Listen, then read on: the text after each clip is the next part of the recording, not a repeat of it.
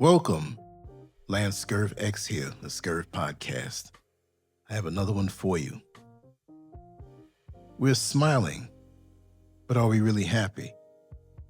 Are we living for ourselves or for an audience that couldn't care less? There's something I've been noticing about the Black community that I think we need to have an honest discussion about. Seriously. We have become extremely good at looking happy.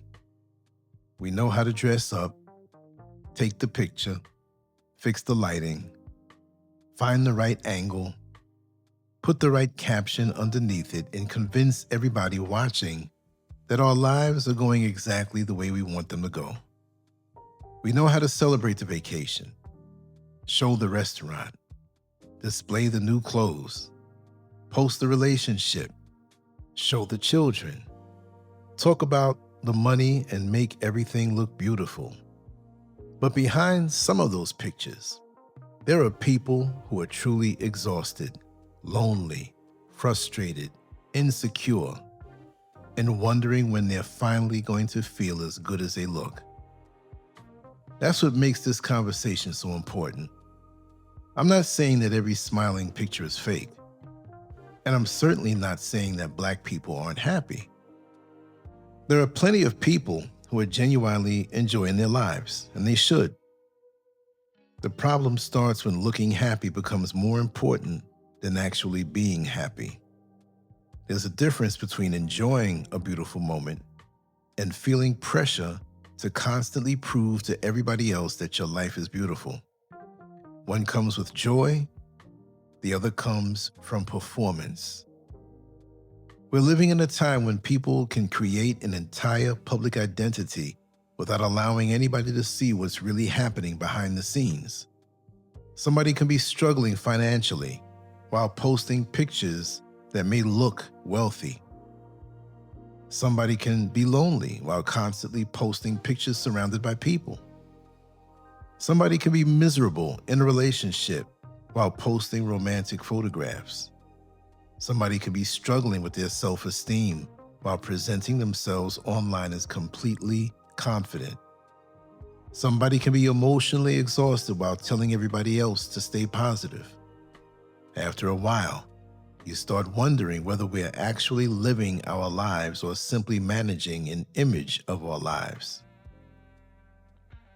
And I think young people are carrying an especially heavy burden because they've grown up in a world where comparison never turns off. You can wake up in the morning, pick up your phone, and immediately see somebody younger than you or who seems richer than you, more attractive than you, more successful than you, more popular than you, more desirable than you, and happier than you. Before you even brushed your teeth, you've already been given a list of reasons to feel like you're falling behind. That's not a small thing. That can get inside a person's head. It can change the way they see themselves. It can make somebody who's doing perfectly fine believe that they're failing because they're comparing their real life to somebody else's edited presentation. And once that comparison becomes part of your daily thinking, you can start living for an audience that may not even care about you as much as you think they do. There was a time when happiness didn't require documentation. You can have a good day and nobody needed to see it. You can go somewhere beautiful without immediately taking a picture. You can fall in love without announcing every detail. You can buy something nice without proving it to everybody. You can have a personal victory and simply enjoy it privately. You didn't need an audience to confirm that your moment mattered. Now we live in a world where people often feel pressure to document everything. The vacation has to be photographed. The dinner has to be photographed. The relationship has to be photographed. The birthday has to be photographed, and I can understand that one. The new car has to be photographed. The new body has to be photographed. The new house has to be photographed. Even personal growth sometimes becomes content. People aren't simply healing anymore. They're announcing that they're healing. They aren't simply becoming successful, they're documenting every step of the success. There's nothing automatically wrong with sharing your life. Sharing can be fun. Sharing can inspire people.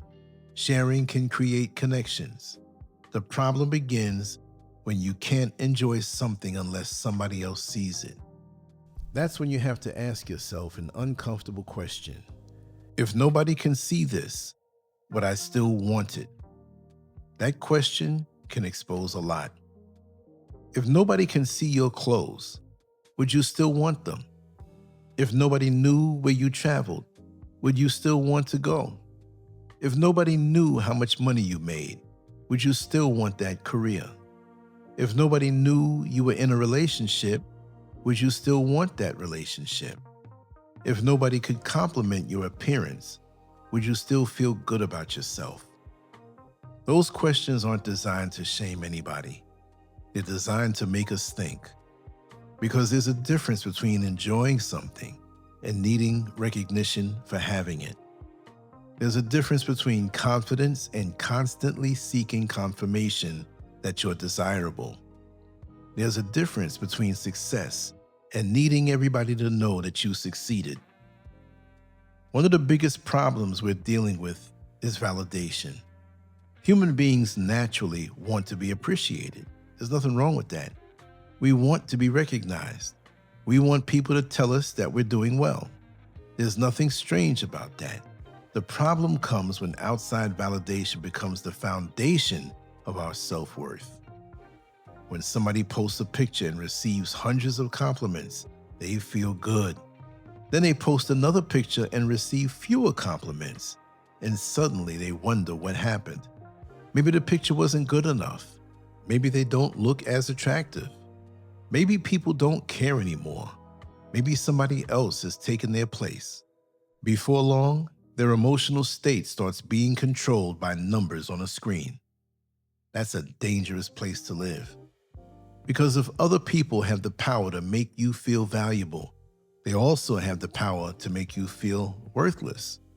If your confidence depends on compliments, what happens when the compliments stop? If your happiness depends on attention, what happens when the attention moves somewhere else? If your identity depends on being desired, what happens when somebody younger, richer, thinner, stronger, or more popular gets the attention you used to receive? That's why validation can become a trap. It feels good in the beginning, but eventually you need more of it. You need another compliment, another like, another comment, another person telling you that you look good, another person telling you that you're successful, another person telling you that your relationship is beautiful, another person telling you that you're different from everybody else. And eventually you stop asking yourself whether you're happy and start asking whether everybody else thinks you're happy. That's a major difference. Comparison has always existed, but social media has taken it to another level. I know you'd agree with that. In the past, you might have compared yourself to people in your neighborhood, your workplace, your school, or your social circle. Now you can compare yourself to millions of people before breakfast. And the problem with comparison is that you're usually comparing your behind the scenes to somebody else's highlight reel. You know your bills, you know your arguments, you know your mistakes, you know your insecurities. You know what happens when the camera is turned off. But when you look at somebody else online, you're usually seeing what they chose to show you. And that's not a fair comparison at all. But you don't realize that. You're comparing your entire life to someone else's advertisements.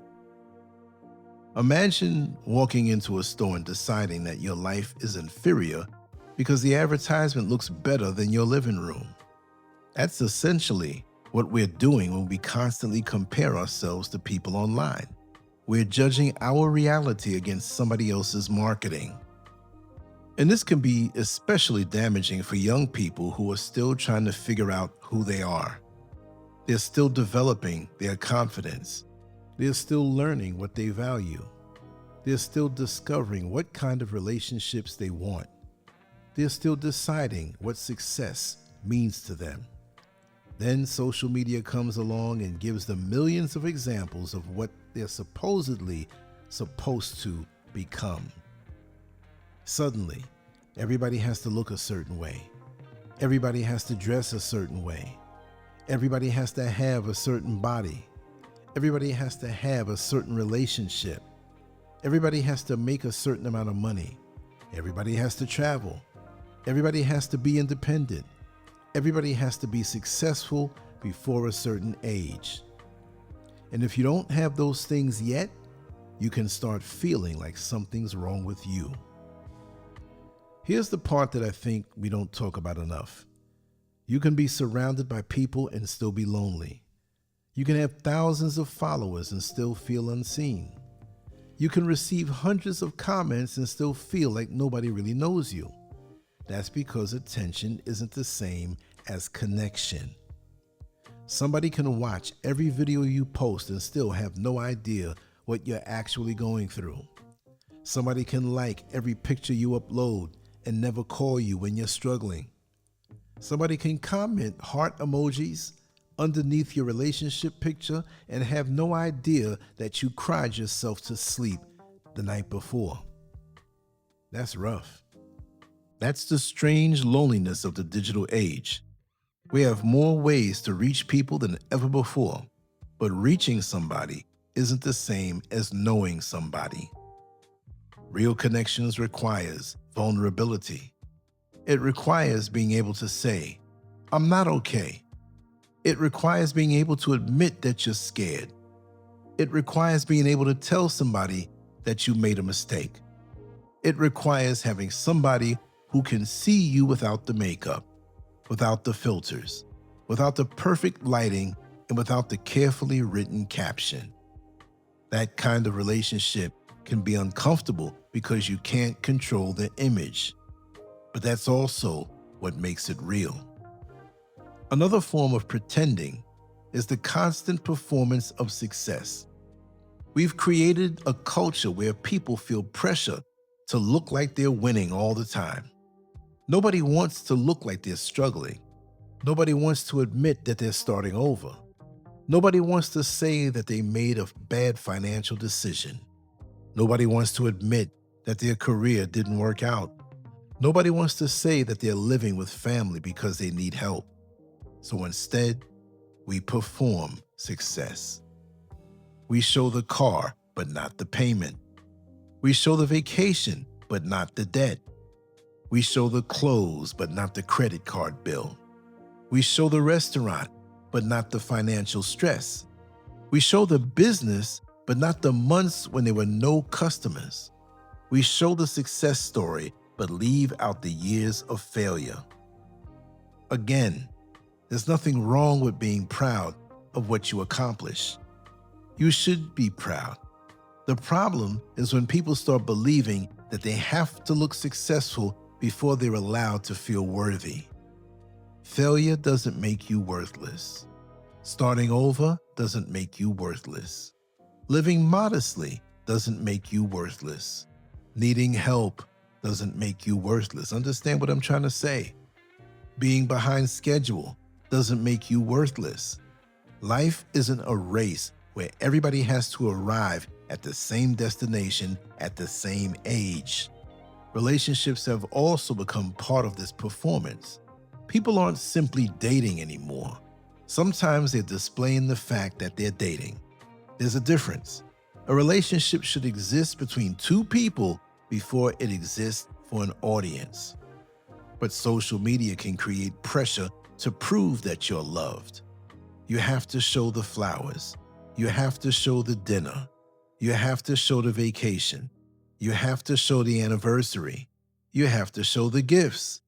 You have to show the proposal. You have to show everybody that somebody chose you. And sometimes that creates an unhealthy question. Are you enjoying the relationship, or are you enjoying being seen in the relationship? That's not the same thing. There are people who are terrified of being alone because they believe being single makes them look undesirable. There are people who remain in unhealthy relationships because they don't want to explain a breakup. There are people who stay with somebody they no longer love because they're afraid of what everybody will think. There are people who tolerate disrespect because they don't want their online image to change. That's when the audience has become more important than the person living the life. And nobody should have that much control over your decisions. The performance of happiness may be the most exhausting performance of all. We've created this expectation that everybody should be positive, motivated, and grateful all the time. If you're having a bad day, you're told to smile. If you're grieving, somebody tells you to stay strong. If you're angry, somebody tells you to think positively. If you're struggling, somebody tells you that other people have it worse. But sometimes you're simply having a difficult day. You don't have to turn every painful experience into an inspirational quote. You don't have to immediately transform every wound into a lesson. Sometimes you need to sit with what happened and admit that it hurt. That's part of being a human being. Happiness isn't the absence of pain.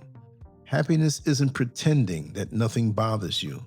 Happiness isn't walking around with a permanent smile because you're afraid somebody might discover that you're struggling. Real emotional health allows you to experience the entire range of human emotions without believing that every uncomfortable feeling means something is wrong with you. This is where I especially want to speak to young people, because I don't think enough older people understand what they're facing. We can look at younger generations and say, why don't you just put the phone down? But that doesn't fully address the world we're living in. For many young people, the phone isn't simply a phone. It's where their friendships exist. It's where their entertainment exists. It's where their social status is displayed. It's where they discover trends. It's where they find information. It's where they communicate. It's where they compare themselves to others. It's where they sometimes make money. It's where they sometimes find community. So telling them to simply disconnect isn't always realistic. What we have to teach them is how to use technology without allowing technology to use them. We have to teach young people that an algorithm doesn't know their worth. A follow account doesn't measure their character. A comment section doesn't determine their future. A stranger's opinion doesn't define their beauty. A viral trend doesn't define success. Most importantly, we have to teach them that they're allowed to be ordinary sometimes. They don't have to become famous. They don't have to be influencers. They don't have to have a perfect body. They don't have to be in a relationship. They don't have to own expensive things. They don't have to have their entire future figured out at 20. They're allowed to grow. And let me be fair, this isn't only a young person problem. Older people are participating too.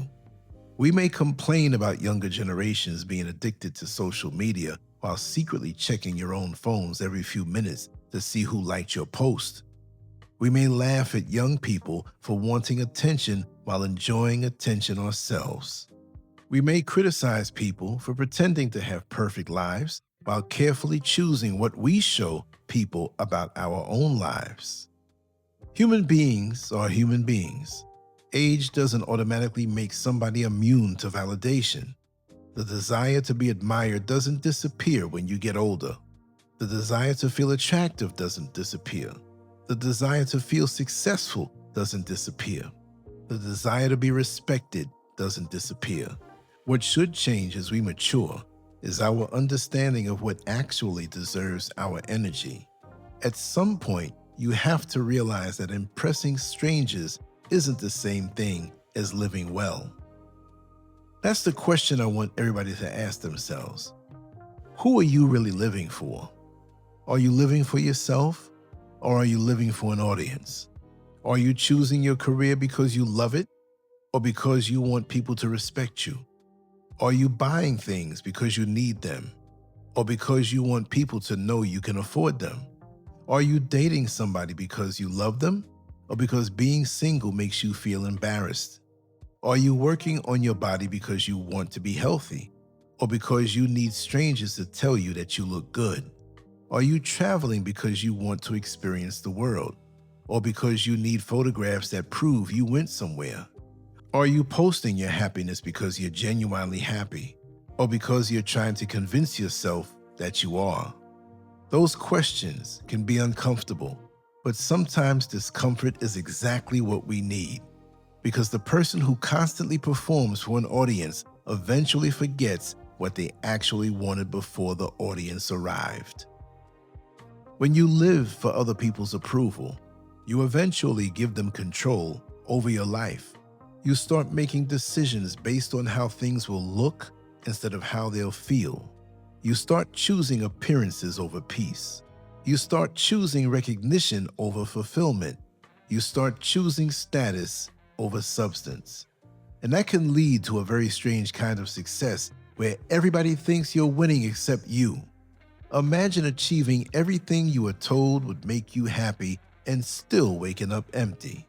Imagine having the house, the car, the clothes, the followers, and the relationship, but still looking in the mirror and wondering why you don't feel fulfilled. That's because possessions can decorate your life, but they can't define your emotional health. Attention can entertain you, but it can't heal you. Validation can encourage you, but it can't become your identity. And the audience can applaud you without even knowing you. Maybe the answer isn't to stop sharing our lives. Maybe the answer is to stop needing the audience so badly. Maybe we can post without needing approval. Maybe we can enjoy something without documenting it.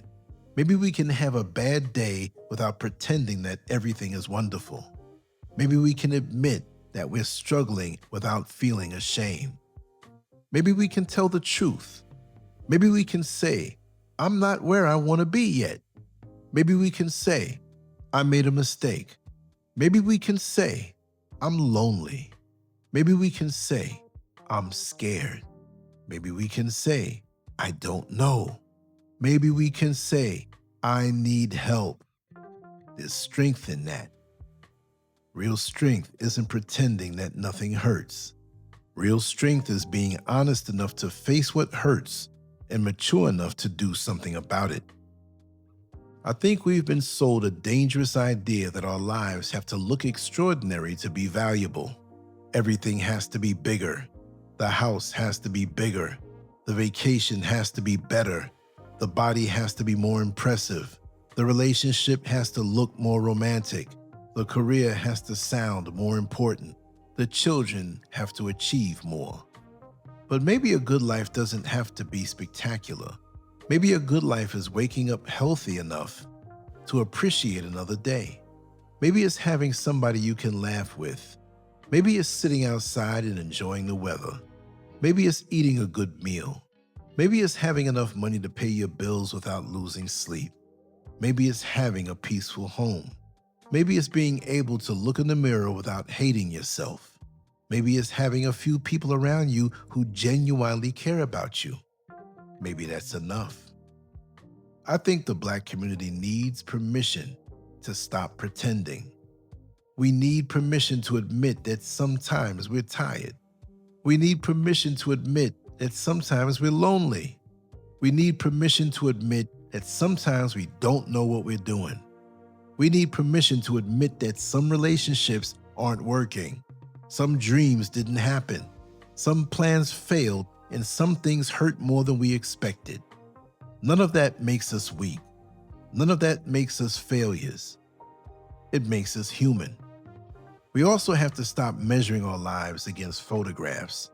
A picture can show you what somebody looked like for 3 seconds, but it can't tell you what they felt for the other 23 hours and 59 minutes of that day. You don't know what happened before the photograph was taken. You don't know what happened after it was taken. You don't know what that person is carrying. So stop allowing somebody else's highlight reel to become evidence that your life isn't good enough. And to the young people especially, I want you to understand something. You have time. You don't have to have everything figured out right now. You don't have to become somebody else because you're afraid of falling behind. You don't have to destroy yourself trying to create an image of success. Build your life slowly. Learn yourself. Make mistakes. Recover. Grow. Find people who appreciate the real you instead of people who only appreciate the version of you that looks good online. And to the older people, we have some responsibility too. We can't criticize young people for the world they inherited while refusing to understand the pressure they're under. We have to teach them something more valuable than how to look successful. We have to teach them how to live. We have to show them that peace matters. We have to show them that character matters. We have to show them that relationships matter. We have to show them that there's nothing embarrassing about struggling and that asking for help doesn't make somebody less of a person. Because maybe the Black community isn't actually tired of living. Maybe we're tired of performing. Maybe we're tired of pretending that everything is perfect. Maybe we're tired of comparing ourselves to people we don't know. Maybe we're tired of trying to prove our worth to strangers. Maybe we're tired of living for an audience that can disappear with the swipe of a finger. Maybe what we really need is to stop performing happiness and start building lives that give us something real to be happy about. And maybe the greatest freedom we can give ourselves is the freedom to say, without shame and without fear, this is my life. It may not be perfect, but it's mine, and I'm going to live it for me. I hope these words sunk in deep. I do hope these words, if appropriate, were uncomfortable for those who needed it. And for those who understand me, like I said, this is not an accusation about everybody who's on social media or everybody who posts pictures, because look, I do the same thing. I'm a creator. I like to create. I like to do things that affect people. The personal stuff, the validation, I don't need it. Trust me, the life that I've lived from decades ago, I'm validated. I'm just passing on the baton, and maybe somebody could learn something from the few words that I say. And again, I don't know everything, but if you can get something good out of it, all the more beautiful. I do appreciate you being here. I have a ball when I come on. I'm not doing this for clicks or likes because I really don't get that many anyway. I'm doing this because this is something that I love to do. So anyway, much love to you all. I'm on to the next one. Take care. Peace.